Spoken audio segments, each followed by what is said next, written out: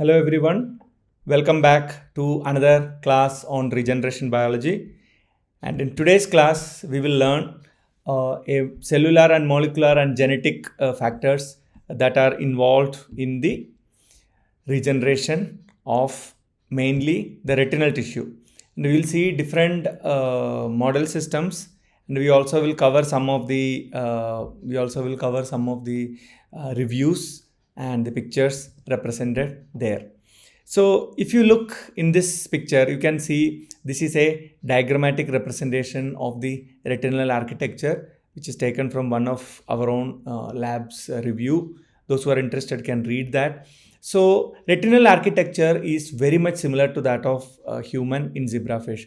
So except that they have got a slightly spherical lens, but when it comes to the retina, there is no too much of difference between the among the vertebrate retinas. So you have got the retinal pigment epithelium, which is usually black in color, and soon after that there is a outer nuclear layer where you have got rods and cones, and then you have got the inner nuclear layer where you have got horizontal cells, bipolar cells, amacrine cells, etc. And then you have got the ganglion cell layer where the photoreceptor integrate the light signal and pass on to these various neuronal tracts and collect at the ganglion cell layer, and each ganglion cell give rise to one optic axon which will merge thousands and millions of ganglion cell or ganglion axons merge and give rise to optic nerve.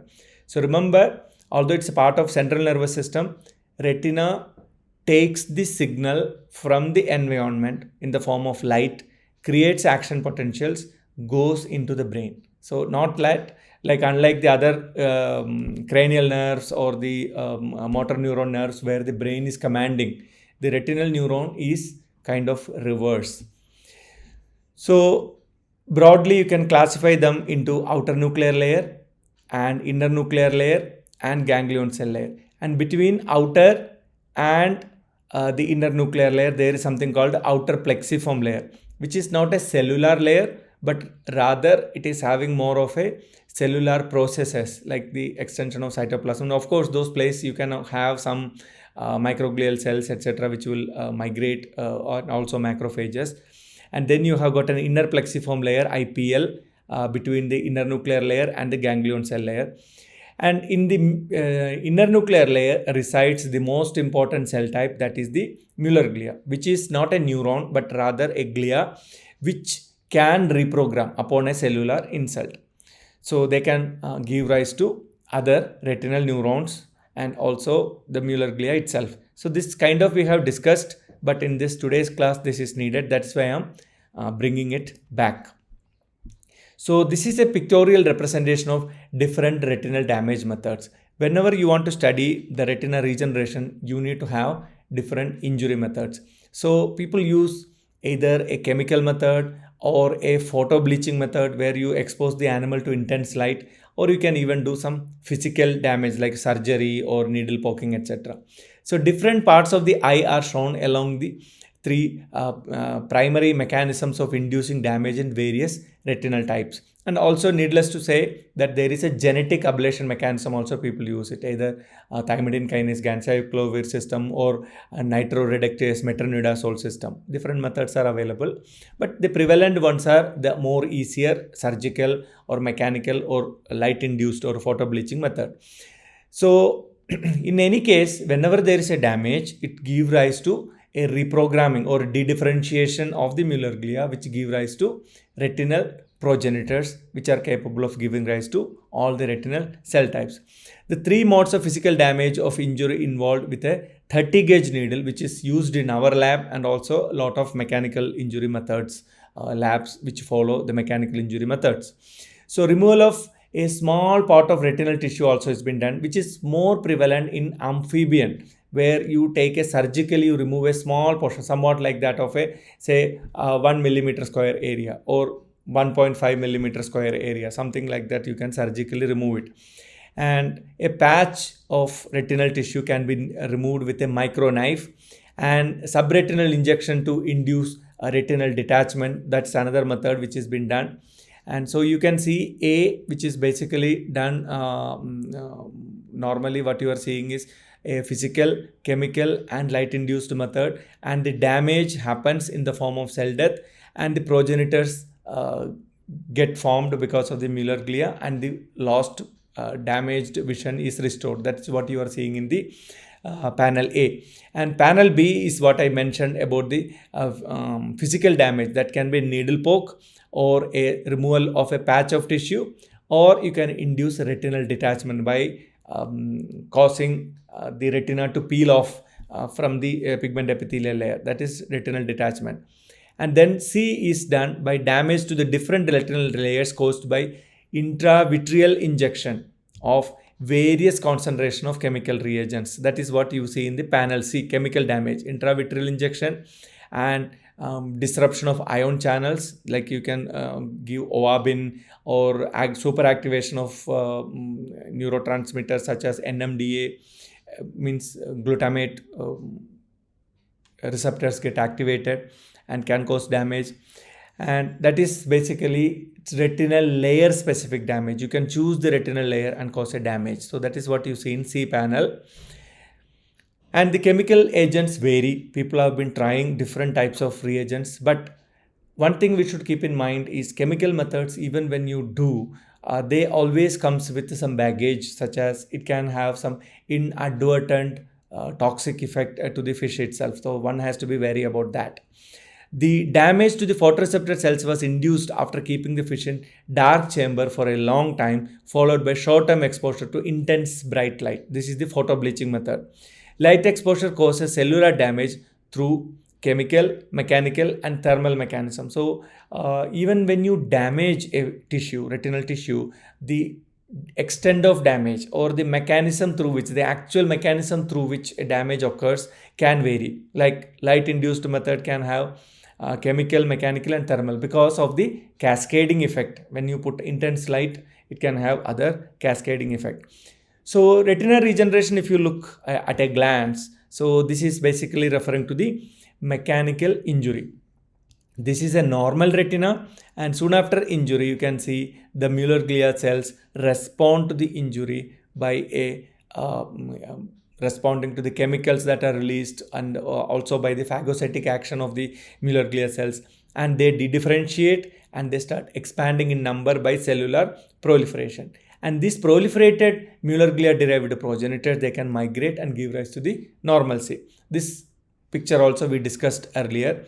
And if you look closely, what you see is these cells can be tagged with some genetic tag such as green fluorescent protein, and that's what you are seeing here in the retina. The neighboring cells, see here all normal retina is there, which is not responding to the injury. The responding to the injury is the one which is now tagged with the GFP, which has got the proliferating marker BRDU, and this is the merge. Why this picture has been shown here? Because of the GFP fluorescence, you can sort them using a cell sorter, because by making use of this green fluorescent protein, you can pick these individual cells and demarcate them with the other cell types. So that is what you can see here. That is what has been done here, that the progenitor cells can be purified using a cell sorter. And this is a transgenic line where you have got marker GFP expressed in every Mueller glia. That is, it is having GFP expression controlled by a Mueller glia specific marker called GFAP. And you can see this is the cell sorting window, in which you can see plenty of cells that are present in this window, R3 window, which is nothing but this GFP. That means of the total retina, in this window, what are you are seeing, there is no GFP fluorescent cells, whereas in this window you have GFP fluorescent cell. And the same fish you can use in an uninjured condition. And here you are seeing another transgenic line, which is a 2-bar GFP line, in which the uninjured retina do not have any GFP expression. You can see there is plenty of non-fluorescing cells here, but there is no fluorescing cell in this R3 window coming from this uninjured fish. The same transgenic line, 2-bar GFP fish, when injured, you can see expression of GFP positive Mueller glia derived progenitor cells which are marked by GFP, which can be sorted. And there is a GFP positive cells. You may wonder why the cell number is low. It is simply because you are giving a mechanical poke. And in the retina, around 40% of the cells are Muller glia. And that is why in this first window, entire Muller glia is represented, which is having GFP, because it's a different transgenic line. Whereas here, you get around 2 to 3% of the cells only, even if you give 10 to 12 pokes per eye. That is why the number is less. And these cells can be picked up, and you can study the gene expression events. You can look into the transcriptome, you can look into the proteome, you can subject them to RNA sequencing methods, etc.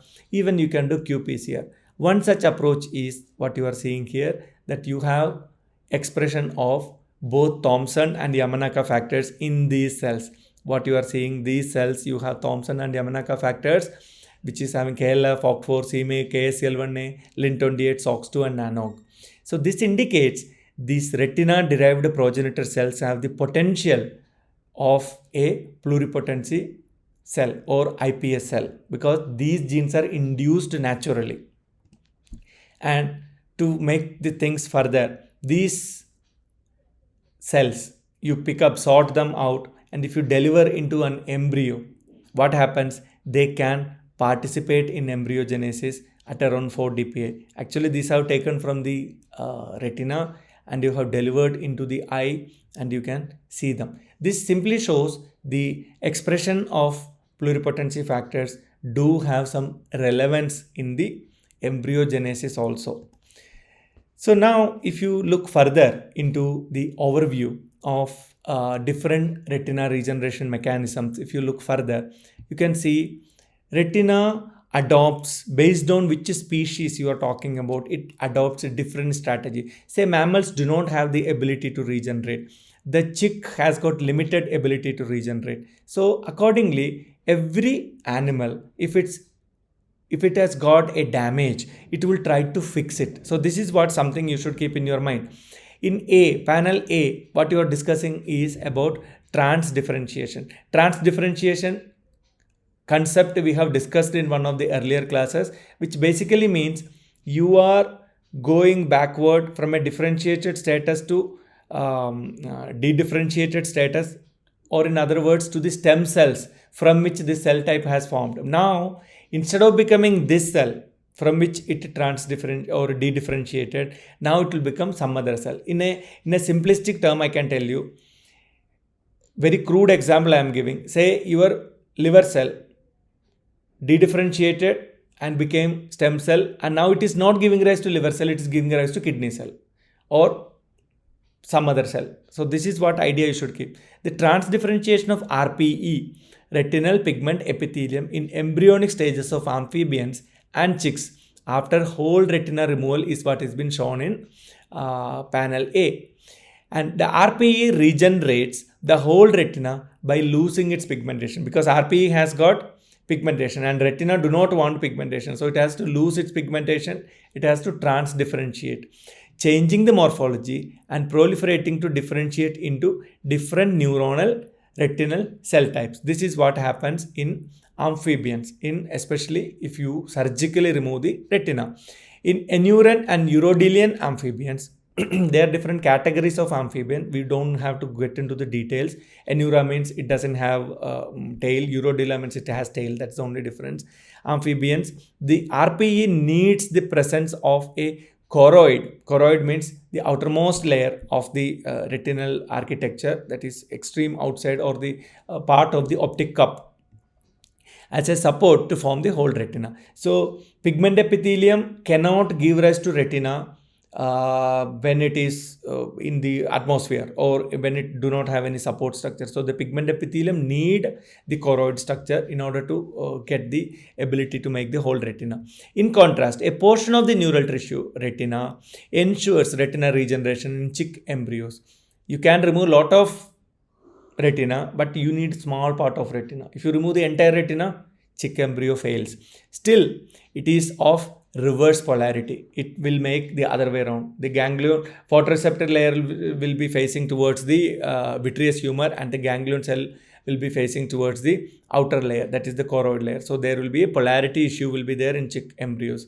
And in panel B, what you are seeing here is the post-retinal damage that is happening by Mueller glia reprogramming. That means, like I told you in the earlier picture, that it expressed the Yamanaka and Thomson factors, and chick and mice involves sensing the damage by the glial cells.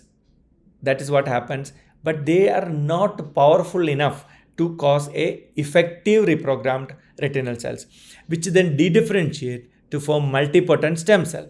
The dedifferentiated Mueller glia divide and migrate to different retinal layers by interkinetic migration, where they differentiate to form lost retinal cell types and restore the vision. This is what happens in the case of zebrafish. The regeneration by Mueller glia reprogramming is inherently successful and complete in zebrafish without any external involvement, while in chicks, not all proliferated Mueller glia form the neuronal cell types. Mice Mueller glia are reluctant to reprogram, but in some studies, it has been shown that the genetic manipulation, such as overexpression of ASCL1A and inhibition of HDAX, these have shown to be facilitating making more retinal neurons than usual. So what it indicates that if you genetically program or genetically tweak the retina, it is more now vulnerable to regeneration. So you can see the different methods of reprogramming which is mentioned here. Then comes the differentiation. The ciliary marginal zone, usually which is the edge of the retina, which constantly keep proliferating, containing constantly proliferating cells at the retinal periphery, contributes to retinal growth in adult zebrafish and amphibians throughout their lives. So in other words, the old fish has got the bigger eye. A young fish has got a smaller eye. Same with amphibian also. Bigger frog has got a bigger eye. Means the old frog is the big frog and the big frog has got the big eye. So because their eye also keep growing just like the animal. They don't have a growth arrest like that of a mammal after a certain age. In chick retina, in chick retina, the CMC contributes to neuronal cell types by only amacrine and bipolar cells for up to 1 month post hatching. After that, they lose that ability. So up to around 1 month, they have this ability. CMC is also known to contribute to adult mice retina growth by forming only ganglion cell. It cannot make other retinal cell types. In response to light damage, the rod progenitors with their origin either in the outer nuclear layer or from the progenitors in the inner nuclear layer can contribute to the restoration of lost photoreceptors in zebrafish retina. This is what has been shown in a schematic way in this panel. So this is a cartoon way of depicting these facts what we discussed. So this is another diagram which is depicting a set of molecular events. So far we have been talking about what are the structural features or what is the species specific qualities that is needed. Now let us think what are the gene expression events that are needed. There are several studies that have picked up the retinal progenitors and used them for transcriptome studies and microarray, etc. And it's available in the public database. But most important thing is, can we use this gene expression events into a non-regenerating species such as mice or human? Then the study becomes more important. So here you can see resting Mueller glia, activated Mueller glia. What happens? One of the major transcription factor, that is lin-28, which gets upregulated, and the cytokines gets upregulated. And because of the upregulation of lin-28, the LED7 microRNA goes down. Any retinal damage induces the activation of the Mueller glia to from the resting state to an activated state. A number of factors leads to dedifferentiation of activated Mueller glia, attributed mainly to the increase in the lin-28, which is roughly induced around 100-fold. Soon after injury, it can go up expression, which degrades the LED7 microRNA. This series of events is accompanied by a hike in pro-inflammatory cytokines. Pro-inflammatory cytokines are triggered mainly by your immune system in the retina, and pluripotency inducive factors are gone up in the Mueller glia derived progenitor cells, which led to the activation of many signaling pathways, and this can trigger a burst of proliferative event which is needed for the restoration of the neuronal cell type. A decline follows soon after the proliferative phase, decline of this pro-inflammatory cytokine, and also the decline of pluripotency factors happens. Expression of PIF stands for pluripotency inducing factors, and simultaneously increase the expression of neuronal markers. That is what you say, culminating in the regeneration of different retinal cell types and mular glia itself. So once it is dedifferentiated, PIFs and the signaling pathways go up, proliferation occurs, then PIFs cannot stay high, they have to come down, and the neuronal markers will start expressing, so that there is rod cells, cone cells, amacrine cells, bipolar cells, etc., etc. So this is a diagram that is eventually giving rise to all retinal cell type after differentiation from the proliferating mular glia derived retinal progenitors. So if you look retinal regeneration in a glance, in a comparative picture, what are the things we should keep in your mind? A potential of mular glia, the potential of the mular glia to become neuronal progenitor cells is seen in the avian retina, a species which has regenerative capacity around 1 month of its birth or hatching. After that, it loses its ability, but it has the potential. There are differences in the proliferative and neurogenic capacity of the mular glia among fish compared to that of avian or mammalian rodent model.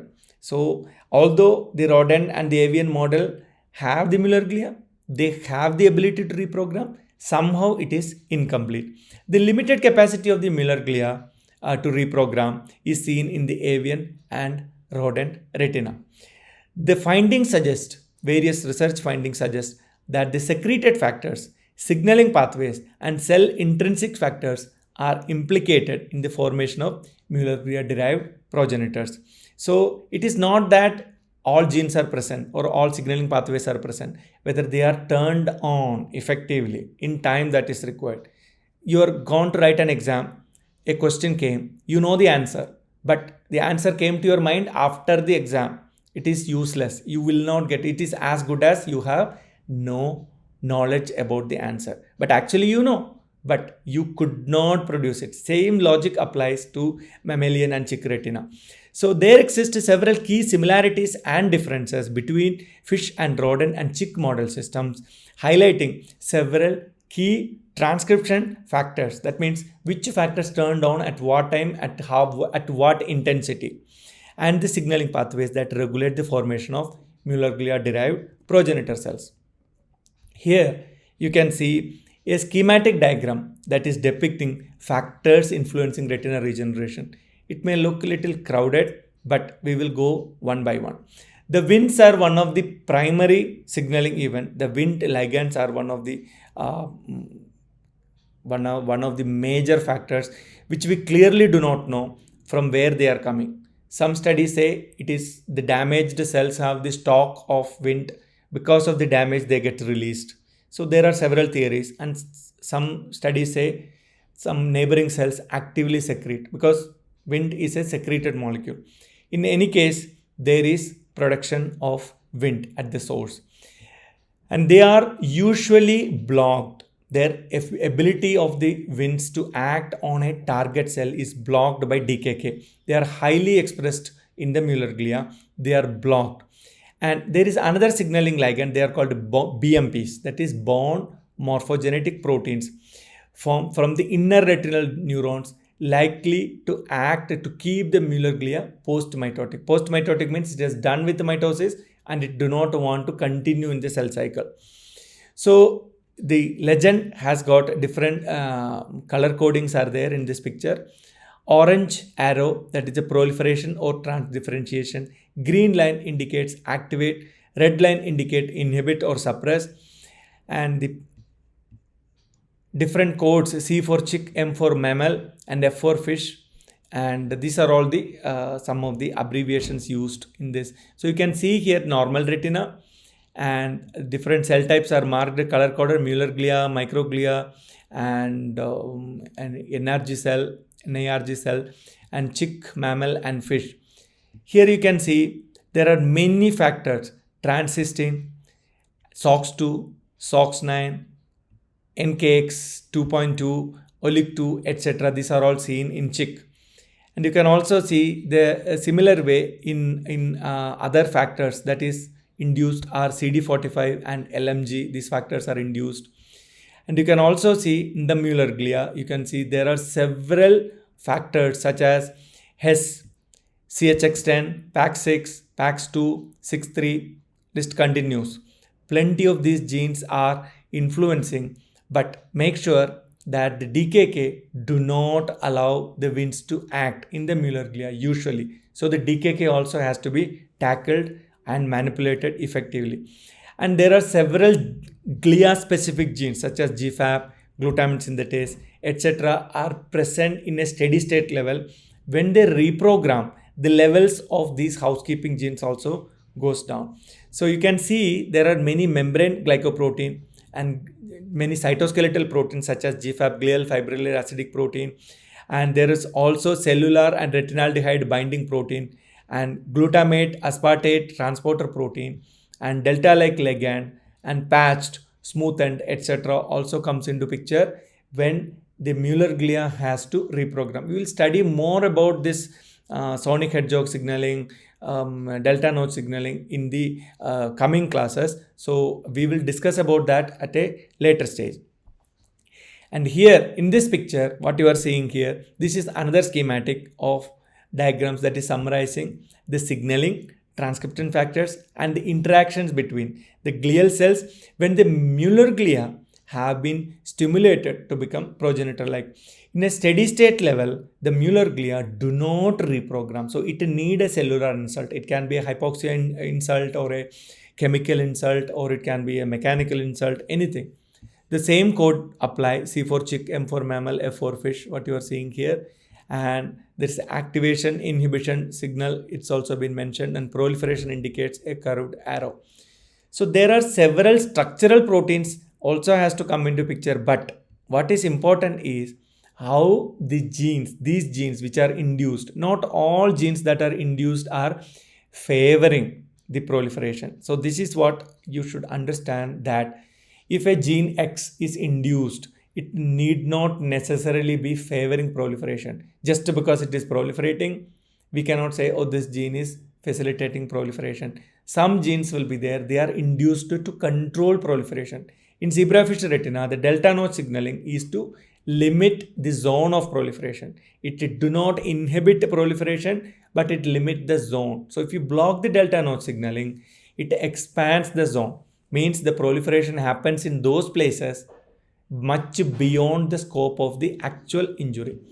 So in this legend, you can see here orange arrow, that is proliferation or transdifferentiation. Green line is basically the activation. Red line, it's inhibition or suppress. And you can see the factors involved are FGF2, one of the preliminary factors that are induced, fibroblast growth factor, and EGF, epidermal growth factor, and then IGF, insulin-like growth factor. Insulin signaling is very pivotal in the homeostasis and proliferation, and IGF contribute to it. CNTF, ciliary neurotropic factor, ASL1A, cascade skewed like 1A, and MAP kinase, mitogen activated protein kinase, delta-like ligand, and lysosomal membrane glycoprotein, glial fibrillary acidic protein, and retinaldehyde binding protein, and also the glutamate aspartate transport. What you can see here, the ASL1A, it has the ability to favor the Mueller glia to reprogram and proliferate. You can also see the notch signaling and FGF and Wnt signaling also contribute to the gene expression events and also allowing the Mueller glia to proliferate. So many of these factors contribute and they interplay. So among themselves, not that these signaling events are independent. Signaling events also interact with each other and they contribute to a proper regeneration mechanism in the Mueller glia derived retinal progenitor formation. We will study more about the regeneration biology in the next class. Thank you.